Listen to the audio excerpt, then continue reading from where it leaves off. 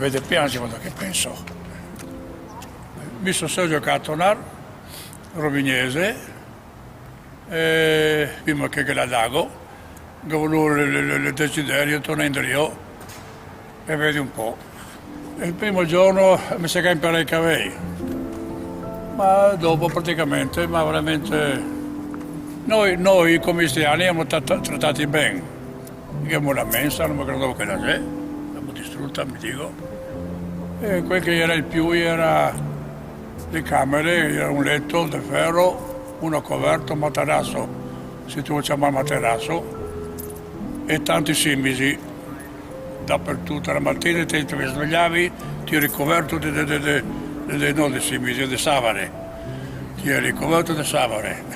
Dopo sono andato a Capua è un altro campo fuori a Roma, e adesso sta un 7-8 mesi. E dopo di là aspetta, fino a che si andrà in Australia. E quegli anni là, per andare in Australia era un po' difficile, ci voleva solo che la gente che aveva il mestiere. E mica avevo il mestiere come meccanico, diciamo, allora siamo andati con l'aereo, con le condizioni che non dovevo tornare indietro prima di 2 anni. Se tornavo indietro prima di 2 anni dovevo pagarmi il viaggio, andata e ritorno.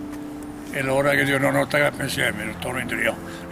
Sono scappato a Rovigno con la barca, dopo 2 notti e un giorno di vogar, con il gusto di pescatori che avevamo imprestato, siamo arrivati fino a Ciosa, perché i pescatori di Ciosa non ci fa, non ci trovare.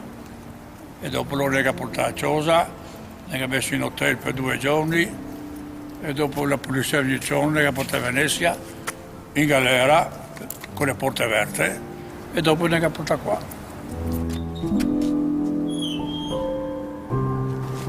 In paradiso.